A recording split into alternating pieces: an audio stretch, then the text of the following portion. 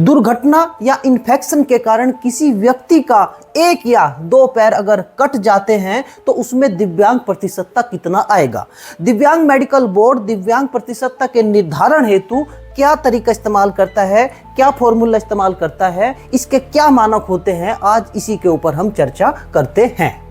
तो इसमें हमने एक डायग्राम बनाया है, आइए समझते हैं। नंबर एक मामला यह है, अगर किसी व्यक्ति का पैर यहाँ से कट जाता है, यानी एडी के ऊपर से यहाँ से कट जाता है, आप इस केस में देख सकते हैं, तो यहाँ दिव्यांग प्रतिशतता 60% आएगी। इस वाले मामले में 60% आएगी।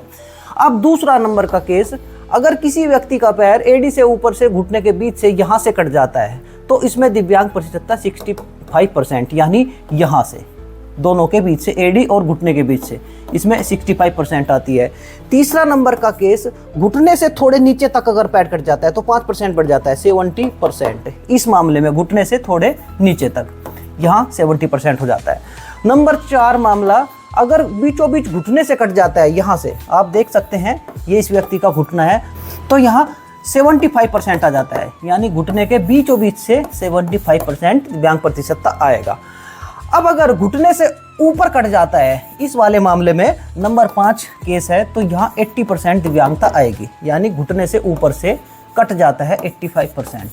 और अगर कुल्ले और घुटने के बीच से कट जाता है, नंबर 6 मामले में, तो यह 85% दिव्यांगता आएगी, यानी यहाँ 85%।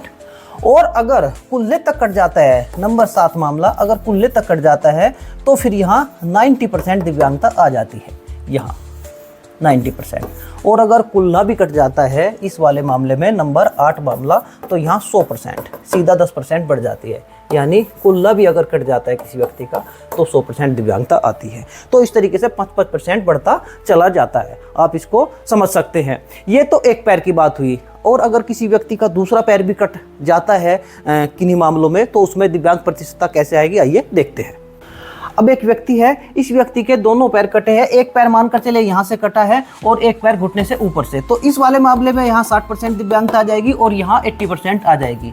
तो हम कैसे दिव्यांग प्रतिशतता निकालेंगे? हम सीधा सीधा कभी कभी इसको जोड़ लेते हैं, यानी 60 और 80 हो गया 140%। 140% की दिव्यांगता आ जाएगी, ऐसा मान लेते हैं, लेकिन यह गलत है। इस तरीके से परसेंटेज नहीं निकालते दो पैरों की। उसके लिए एक फॉर्मूला होता है, फॉर्मूला है a + b 90 - a / 90। इस फॉर्मूले से हम यहाँ दिव्यांग प्रतिशतता निकालेंगे। और यहाँ जो a होता है, a बड़ा होता है, a > b, यानी यहाँ a तो होगा ये और b होगा ये। अब इस फॉर्मूले का इस्तेमाल करके हम देखते हैं कैसे निकालेंगे।